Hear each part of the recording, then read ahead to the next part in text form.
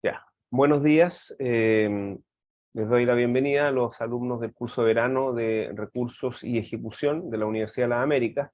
Esta es la clase del 19 de enero del año 2023 y lo que vamos a ver hoy día va a ser, vamos a terminar con la ejecución en materia, más que la ejecución, la liquidación de los bienes inmuebles, tratándose del juicio ejecutivo. Así que eso vamos a hacer. ¿Ah? Ya, listo. Y vamos a hacer un pequeño resumen de lo que hemos visto hasta el momento en materia de ejecución respecto de la liquidación de los inmuebles. Bueno, habíamos indicado en la clase de ayer que cuando se trata de la liquidación de los inmuebles, estamos frente a los bienes que necesitan una previa tasación. Entonces las etapas, que no todas siempre se van a dar para la liquidación de los inmuebles, serían las siguientes. Primero, tenemos la tasación o valoración del inmueble. En segundo lugar, las bases del remate. En tercer lugar, la publicación de los avisos. En cuarto lugar, la purga de la hipoteca, que puede ser que se realice o no se realice si es que no existe, si es que no existe hipoteca. En quinto lugar, la autorización para subastar. En sexto lugar, la publicación de avisos, perdón, ya lo vimos, la publicación de los avisos. En sexto lugar, el remate del inmueble eh, y, y después la escritura, la adjudicación a través de la escritura, otorgamiento de escritura pública, adjudicación en remate. Entonces, lo que habíamos indicado ayer en cuanto a lo que se debe hacer para rematar un inmueble es primero la tasación. La tasación va a estar dada por la valoración del inmueble para el efecto de pago de contribuciones, lo cual está en el certificado de avalúo fiscal. Esa va a ser la tasación, salvo que haya oposición por parte del ejecutado y se pida un peritaje, un perito que tase el inmueble.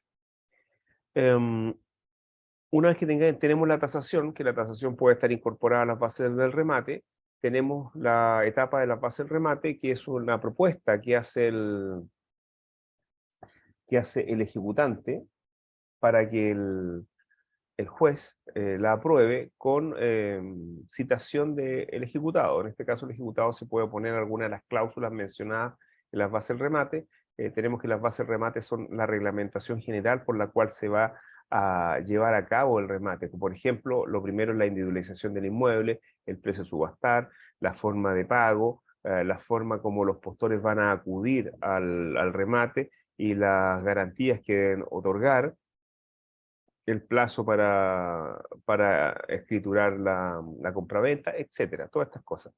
Y una cláusula que generalmente se rechaza, que sería esta cláusula que tiene que ver con adjudicarse el inmueble, el ejecutante con el crédito. Una vez que están las bases del remate aprobadas, porque el juez puede a estas cláusulas puede no tenerlas por aprobadas y cambiarlas, se fija el día y hora para el remate. Una vez fijado el día y hora para el remate, toca al ejecutante hacer las publicaciones, que ya señalamos que en extracto que deben contener, pero fundamentalmente tienen que contener las indicaciones básicas para que cualquier postor sepa de qué inmueble se está tratando a rematar, el precio y también la individualización del expediente para que sea consultado. Bueno, estas publicaciones son 4. La primera debe ser hecha con 15 días de anticipación a la fecha del remate y las demás pueden ser hechas posteriormente. Y estos días son de días corridos, que un plazo de día corrido en el Código de Procedimiento Civil es bastante especial, ya que por la reglamentación del 166 del Código de Procedimiento Civil, ya sabemos que todos los plazos de días del Código son de días hábiles. Ya, entonces, en eso habíamos quedado. Entonces ahora vamos a retomar y vamos a ver este trámite de la purga de la hipoteca. Ya. En primer término, yo tengo que consultarle a ustedes si ustedes han visto alguna vez o han escuchado hablar de esto de la purga de la hipoteca. ¿Qué significa purgar? ¿Ah? Todas estas cosas. A ver, les doy la palabra. Es como purificar la hipoteca, limpiar la hipoteca. Efectivamente. ¿Se acuerdan que ustedes conocen los laxantes, no es cierto? ¿Conocen los laxantes? ¿Sí? Ya. Antes los laxantes no se llamaban laxantes. En los 80 los laxantes se llamaban purgantes. Entonces, ¿qué hacía? Se llamaban purgantes porque se supone que purificaban el cuerpo. ¿Ah? ¿Ustedes han hablado o sea, han escuchado hablar del purgatorio? Los que son católicos. Se supone que allá van las almas que no se portaron tan bien, pero tampoco se portaron tan mal, entonces se purifican para pasar al, para pasar al, ¿cómo se llama? Al cielo, al paraíso. Efectivamente, es como la película que me pone acá, La Purga, que en definitiva es en esa película hay unas horas en las cuales se puede hacer de todo y se supone que ahí se va purificando la sociedad, etc. Efectivamente, efectivamente. Ya, y la hipoteca, ¿ustedes saben lo que es una hipoteca? Una hipoteca es un contrato accesorio y un contrato de garantía que recae sobre un inmueble y que tiene varios derechos. Entre ellos, el derecho que nos va a interesar más a nosotros va a ser el derecho de persecución. Es decir, que no obstante se venda el inmueble, adosado al inmueble siempre va a estar la hipoteca, ¿no? Y el acreedor hipotecario va a poder perseguir esa hipoteca no importando que cambie de dueño la propiedad, ¿no? Es el derecho de persecución. Ya, entonces puede ocurrir que en un juicio ejecutivo lo que se vaya a rematar sea un inmueble con hipoteca. Y resulta que los remates judiciales lo que hacen es purificar de cualquier gravamen a la cosa que se vende en pública subasta, salvo las hipotecas. Porque se venda un inmueble hipotecado en pública subasta, en un juicio ejecutivo, no significa que se va a purificar de la hipoteca. Es decir, no significa que el tercer adquirente, que el postor, lo va a adquirir sin hipoteca. Lo pueden adquirir sin otro gravamen. Va a estar purificado todo lo demás, menos de la hipoteca. ¿Queda claro?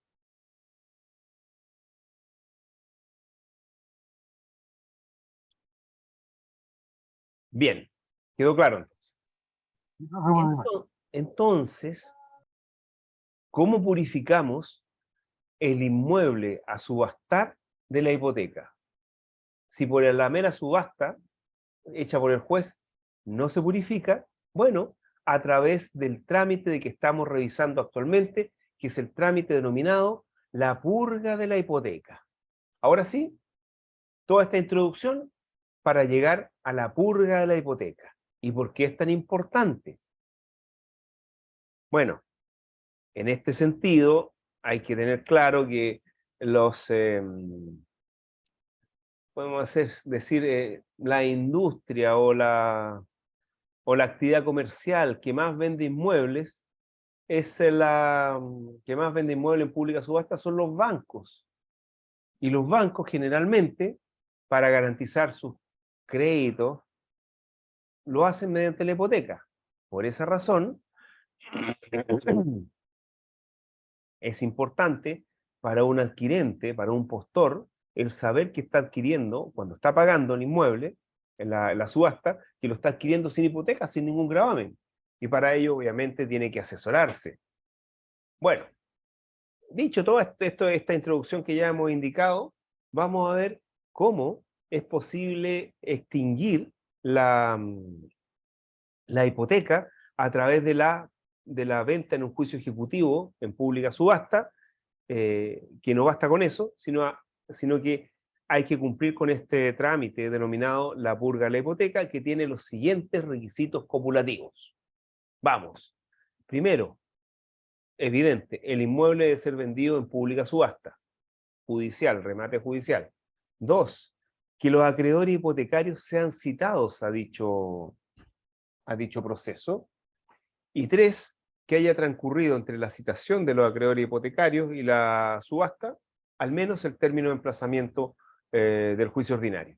Esos son los tres requisitos copulativos para que el tercer adquirente adquiera sin hipoteca. ¿Queda claro? Ahora, la purga de la hipoteca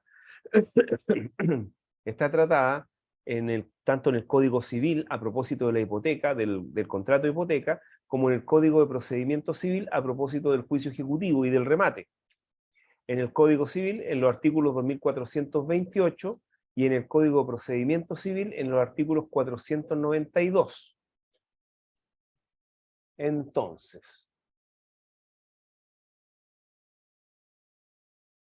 ¿de qué se trata esto de la purga de la hipoteca? A ver, ¿de qué se trata esta cuestión? ¿Cómo opera? Incluso podemos ver, también le puedo mostrar a ver cómo se purga la hipoteca. Miren, ocurre que, por ejemplo, imaginémonos que nosotros tenemos un juicio en contra de una persona y encontramos que tiene un inmueble, pero por desgracia el inmueble está hipotecado. Bueno, está hipotecado, pero de todas formas, el único inmueble o el único bien respecto al cual podemos echar mano, entonces lo embargamos, porque está hipotecado no significa que no se pueda embargar. Se embarga, se hace la valoración, la tasación, la base del remate, se fija fecha y día y hora de remate, se hacen las publicaciones. Bueno, realmente antes de cuando se aprueba la base del remate, en ese momento, uno cuando acompaña los certificados de hipoteca y gravámenes se da cuenta que está hipotecado. En el momento que se da cuenta que está hipotecado, dice, bueno, para que el inmueble salga a un precio más alto, para que me convenga, lo voy a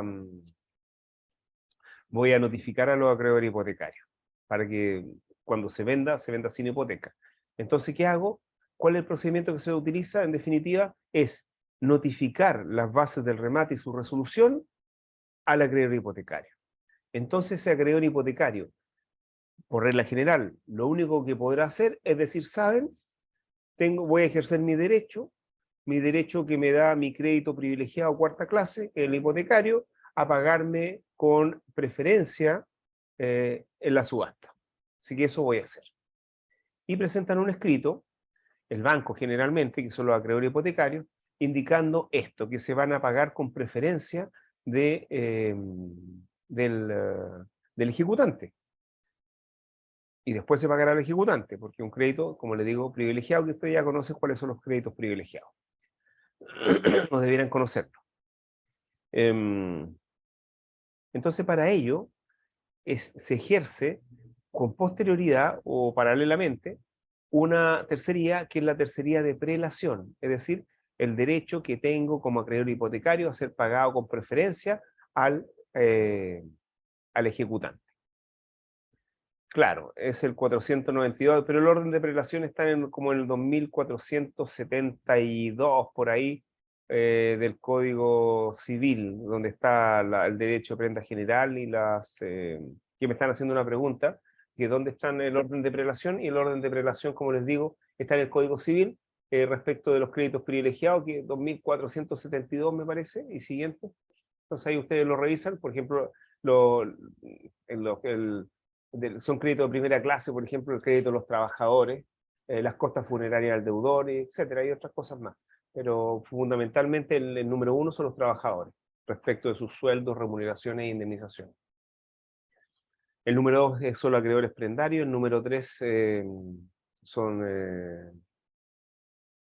el número 3 me parece son ciertos administradores, y el cuarto es la hipoteca. Bueno, ustedes lo revisan por su cuenta, pero aquí lo importante es que la hipoteca tiene un crédito preferencial. Entonces, por regla general, me voy a pagar como acreedor hipotecario, me pago con preferencia respecto del ejecutante, y para ello ejerzo la tercería de prelación, que ya vamos a revisar cómo se hace, etc. Bueno, eso es a grandes rasgos la purga de la hipoteca. Podemos ver que el acreedor hipotecario tiene solamente un derecho, el derecho a pagarse preferentemente una vez que es citado. Sin embargo, existe lo indicado en el artículo 492 del Código de Procedimiento Civil, que hace una precisión, y más que precisión, le da un derecho excepcional a un acreedor hipotecario también excepcional. Porque hay un caso, hay solamente un caso, en el cual el acreedor hipotecario, no obstante ser citado, puede reservarse la hipoteca. Y cuando estoy hablando de reservarse la hipoteca, significa que no obstante que un postor se adjudique el inmueble hipotecado y se haya hecho el trámite de la purga de la hipoteca, se va a adjudicar el inmueble con hipoteca. Y a pesar de haber hecho el trámite de la purga de la hipoteca, de todas formas, no se purificó el inmueble de la hipoteca. Y es la siguiente situación, y quiero que pongan atención, porque es una situación, digamos, única, es una situación que hay que entenderla. La situación es la siguiente. La situación es que es el caso en que existen varios acreedores hipotecarios. Varios acreedores hipotecarios, porque ustedes saben, o debieran saber también, que los inmuebles pueden tener varias hipotecas sobre sí. Y las hipotecas se prefieren en su orden de constitución, es decir, la más antigua prefiere a la más nueva. Así podemos tener hipotecas de primer grado, de segundo, tercero, cuarto, etc. Cuarto grado. Entonces, el caso en que se pone el artículo 492 del Código de Procedimiento Civil es el siguiente. Es el caso que un acreedor hipotecario de grado posterior saque a remate un inmueble hipotecado y que tiene más de hipoteca, pero de grado anterior. Si resulta que los acreedores hipotecarios citados de grados anteriores no tienen sus créditos vencidos, la ley dice devengado significa vencidos, es decir, si no están vencidos los créditos, estos acreedores hipotecarios de grado preferente pueden hacer dos cosas, o pueden acceder a pagarse preferentemente con el resultado del remate, su crédito, o reservarse la hipoteca. Ese entonces sería el único caso en que la purga de la hipoteca no surte sus efectos y el acreedor hipotecario puede reservarse la hipoteca, no obstante haberse hecho el trámite de la purga de la hipoteca. Eso es. Ah, claro. También dicen, sí, también hay una situación de que la ley la ley presume la voluntad de los acreedores hipotecarios de que si no dicen nada en el término de emplazamiento, se entiende que se pagan con el resultado del remate, ¿no? Obviamente. Si no dicen nada, se entiende que se pagan con el resultado del remate, en el término de emplazamiento. Bien, eso es lo que habría que agregar. ¿Dudas, consultas respecto de la purga de la hipoteca? ¿Mm?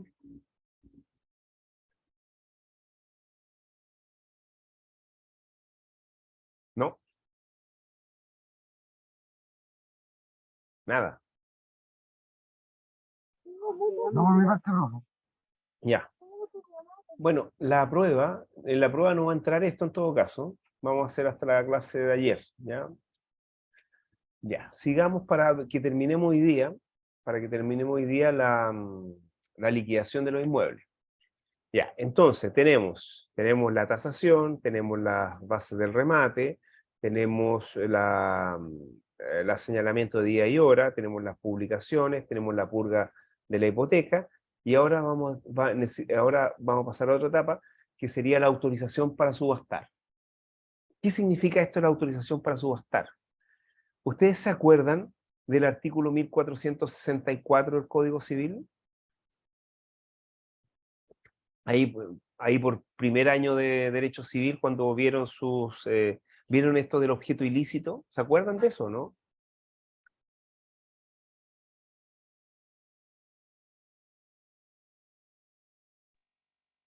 Sí, profe. ¿Sí? ¿Se acuerdan algo?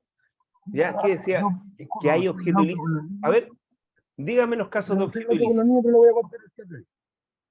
Eh, De las cosas que no están en el comercio, Las cosas incomerciables, ya. ¿Qué más? que están con prohibición, en este caso, cuando está con hipoteca, está con prohibición de Claro. celebrar actos deportivos.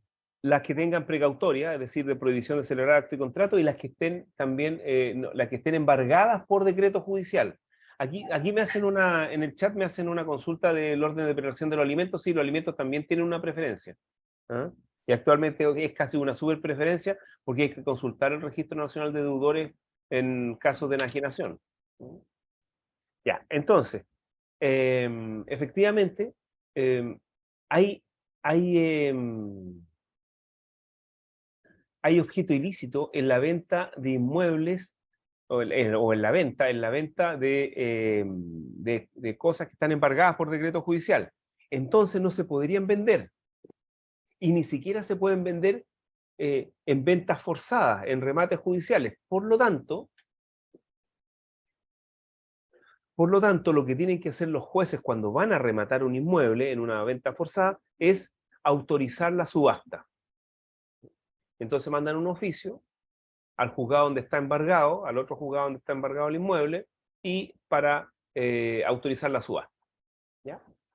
Ahora, esta situación presupone la otra situación esta situación que vamos a revisar, que es el reembargo.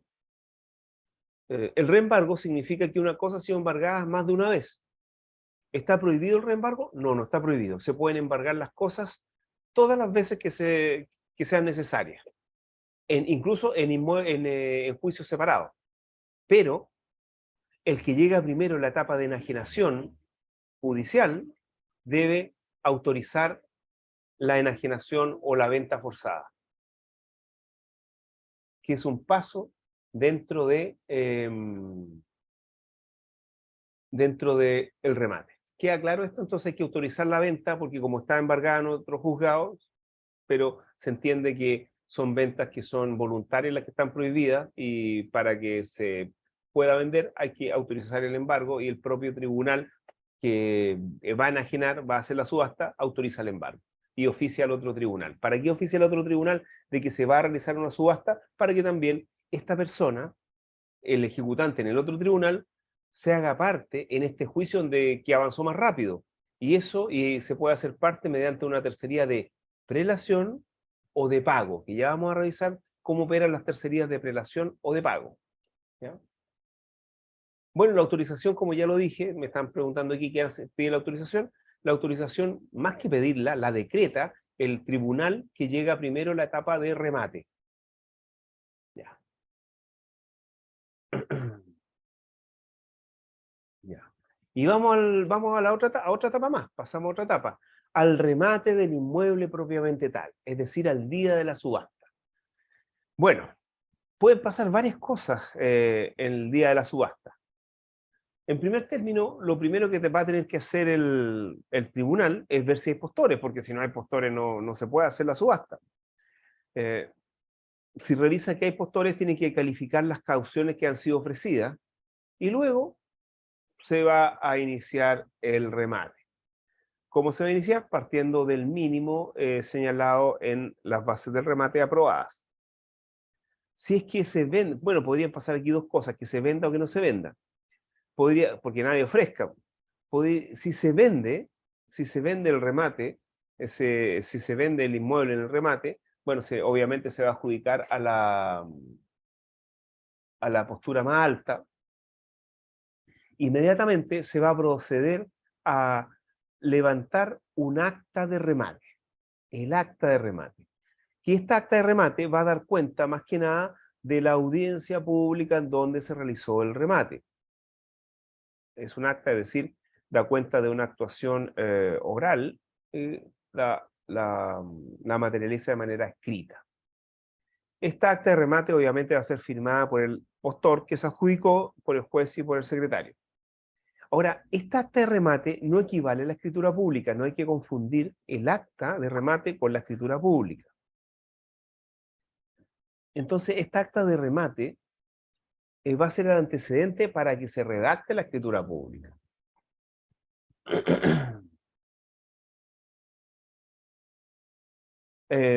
Como ya habíamos señalado, esta acta de remate puede ser firmada incluso de manera virtual, porque el remate también puede haber sido hecho de manera virtual. ¿Y cómo se firma generalmente? Bueno, se firma con una firma electrónica avanzada.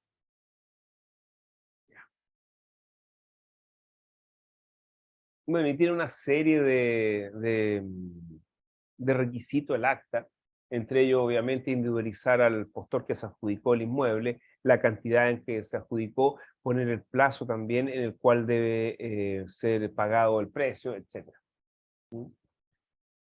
Ahora, puede pasar también que no hayan postores, o que los postores no ofrezcan. ¿Mm? Me están haciendo una pregunta que ya vamos a revisar. A ver, ya, entonces se refiere, ya. ¿Qué pasa si si nadie se adjudica? Bueno, el remate fracasa y tenemos que hacer todo de nuevo. Es decir, más que todo de nuevo debemos hacer o sea, pedir nuevo día y hora de remate y hacer las publicaciones. Y en este caso es posible pedirle al juez, y de hecho el juez lo hace, que el precio baje a 2/3, 2/3 de la tasación. Se reducen también también las publicaciones a la mitad. eh, Incluso podría haber una nueva tasación, pero ya es difícil. Se reducen también los plazos de publicación a la mitad. Y ya si en el segundo remate no se presentan postores o no hay adjudicación, se presentan y nadie hace ninguna postura, ahí se aplica lo que está en el artículo 500 del Código de Procedimiento Civil, que aquí hay un derecho alternativo del acreedor. Puede pedir tres cosas. Primero, que se le adjudique los bienes embargados por los 2/3 del avalúo, o sea, que se lo adjudiquen a él, el bien embargado. O que se proponga por tercera vez un remate, y en este caso el precio lo va a señalar el tribunal sin mínimo. El tribunal va a señalar un precio sin mínimo, prudencialmente. Y por último, y esto es interesante, que se entregue el inmueble en prenda pretoria al ejecutante. Ya, mi pregunta es, la prenda pretoria o anticresis judicial. Mi pregunta es, ¿sabe lo que es la prenda pretoria? ¿A alguno le suena esto de la prenda pretoria? Yo igual les digo que, Me suena, profe. ¿sí? Nunca lo he escuchado. No escuché cómo dice. Dígame. No, le digo, nunca lo he escuchado. Ya.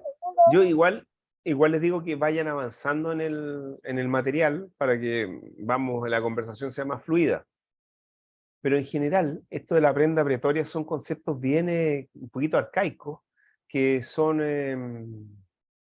como estos aforismos jurídicos que uno puede de vez en cuando en conversaciones Profesor, puede surgir, ¿sí? no, yo solamente el tema de la prenda en los autos, lo he escuchado en Ya, ese tema. ya. Sí. Claro, porque esto es un inmueble, por respecto a los inmuebles no puede haber prenda, pero entonces, bueno, esto se puede conversar coloquialmente y bueno, a ver, vamos a dejar de grabar. ¿Le ha pasado eso?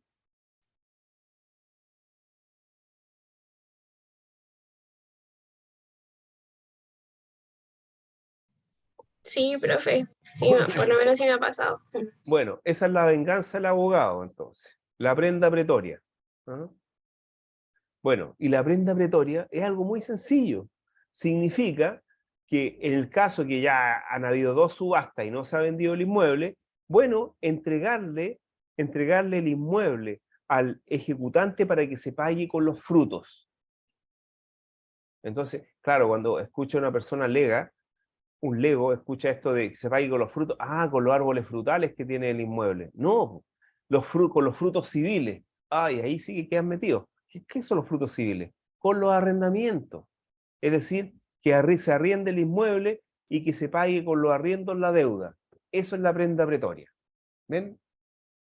Tremenda vuelta para esta tercera Profe, una esta consulta. tercera forma en que puede elegir el ejecutante en el caso que no se venda en la segunda subasta. ¿Ven? La prenda pretoria, que se pague por los frutos civiles. ¿Sí? Ya. Profe, una consulta. Sí. Cuando, en este caso, los bancos se hacen parte, pero no, ellos no pagan ni nada, y ellos también rematan el inmueble. Es como eso. Disculpe, Los bancos lo escucho muy mal. Entonces, sí, no, si habla, si sí, se hermano, acerca sí. más al micrófono, Estoy con los audífonos. Estoy con el entonces acerque, no sé, el audífono. ¿Le puedo escribir por chat? Un poquito mejor. ¿Le puedo escribir por chat? ¿Por chat? ¿Va a ser la pregunta por chat?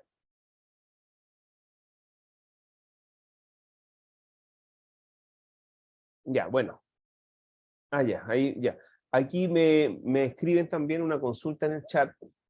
Esta cuestión que debería ser permitido hacer una rifa para vender la propiedad, ya que si no se vende al precio remate, claro. Sí, esto de las rifas para vender la propiedad, miren, yo realmente no me he introducido mucho en este tema. Yo creo que esto es un tema propio de un profesor de Derecho Civil. Yo entiendo que yo entiendo que esto de vender inmueble en una rifa está como al límite de la legalidad, porque es un juego de azar en definitiva. ¿Ah? Pero yo entiendo que se hace a través de la fórmula de una rifa normal como de colegio y a través de la fórmula de una promesa de compraventa. Es decir, yo prometo vender a la persona que gane la rifa el inmueble. Eso, y en ese precio. Yo entiendo que así opera. Y la anticresis es un contrato civil con el cual se pagan con los frutos, una deuda.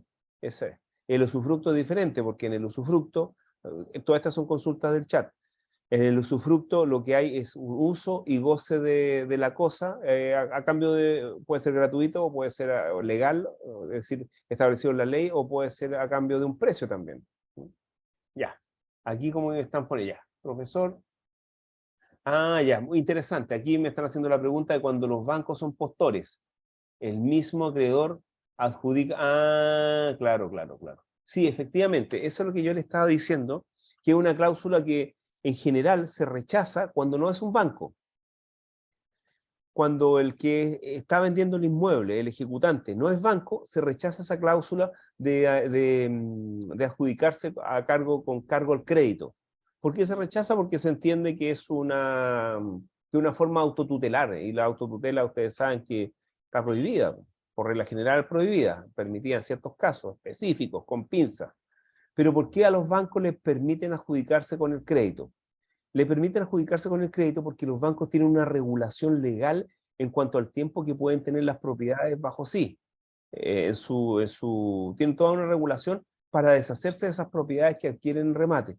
Entonces, en cierta medida está protegido el interés en cuanto de no perjudicar al ejecutado, pero bueno, en definitiva, el banco no puedo hablar que perjudica al ejecutado, porque en definitiva cobra lo que prestó, pero sí tiene muchas garantías respecto del juicio ejecutivo que, bueno, eso seguramente ustedes lo van a revisar cuando vean su curso de, mm, de procedimientos especiales IRAC.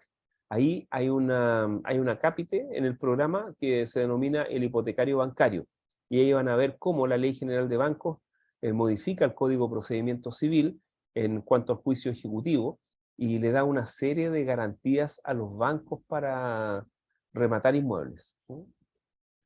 Bueno, eso, sí, se lo adjudica. Y no solamente se lo adjudica, sino no solamente se lo adjudica con el crédito que tiene sobre sí eh, respecto del mutuo hipotecario, sino que también todo el resto de las deudas que pueda tener la parte, el ejecutado con el banco, también la introduce ahí para cobrarse de ese inmueble. Bueno, y por último, la última parte de la adjudicación de los inmuebles, con lo que termina todo, y que es lo normal que debe terminar. ¿Cómo se transfiere el dominio después del remate judicial al postor?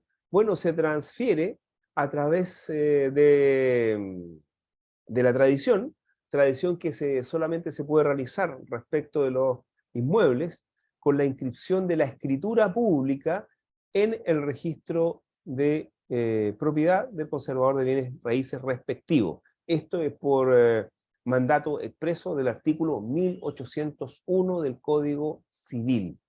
Es decir, en este caso no basta el acta de remate, sino que con posterioridad lo que hay que hacer es redactar una escritura pública que es firmada por el juez, quien representa al ejecutado, y por el adjudicatario. Y esa escritura pública es posteriormente una compraventa forzada, es posteriormente inscrita en el registro de propiedad del conservador de bienes raíces respectivo.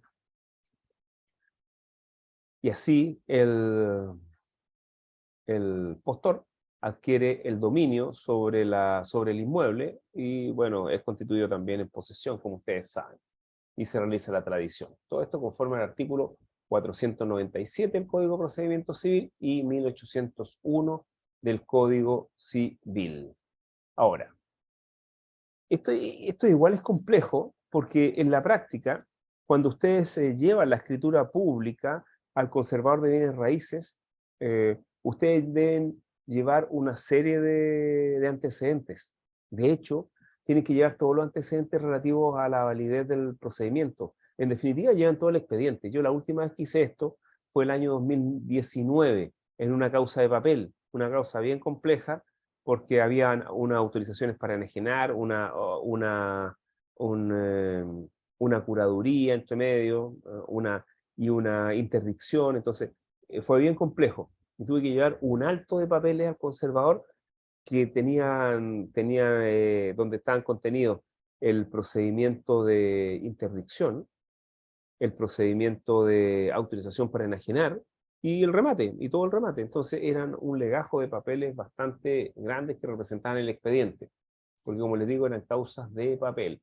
Entonces tenían que, bueno, y en todos esos antecedentes estaba la purga de la hipoteca. Bueno, en este caso no había hipoteca, pero el conservador tenía que analizar la validez de toda esta venta.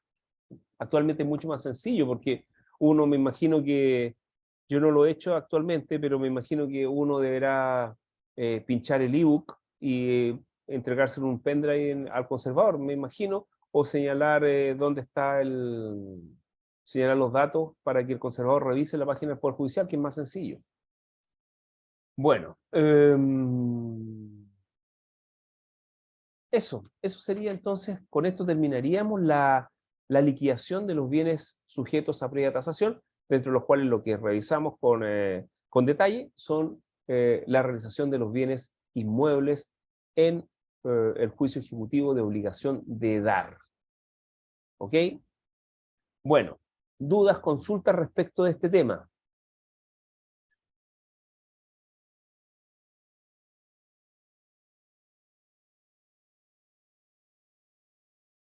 Aquí me hace una consulta que no entiendo en el chat. A ver, tendría que leer todo el chat. A ver.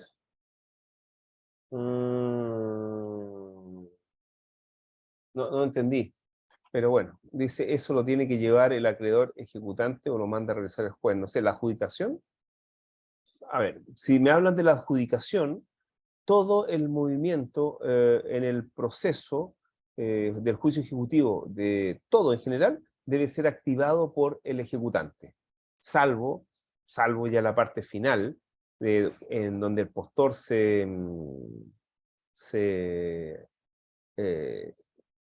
obtiene el inmueble, paga, todo eso el postor deberá contratar a un abogado que haga los trámites posteriores, que son la confección de la escritura pública y tramitar la inscripción en el conservador de bienes raíces. Para eso el postor deberá contratar a un profesional, ¿no? Eso no se hace automático. Para todo hay que tener un abogado, ¿no? Dudas, consultas respecto de esto. Quizá yo pienso que no van a tener dudas ni consultas, porque me imagino que ustedes están pensando en la prueba del lunes, ¿no? Así que vamos a hacer un alto de 15 minutos y vamos a continuar después de los 15 minutos para que veamos dudas, consultas de esto, de la prueba, de la materia, de todo, ¿ya? Así que 15 minutos. Ya, profesor. Ya. Me despido entonces, nos vemos mañana a las 8:30. Ya, que estén muy bien. Muchas Chao. gracias. Nos vemos, que esté bien. Chao, profe, gracias. Chao.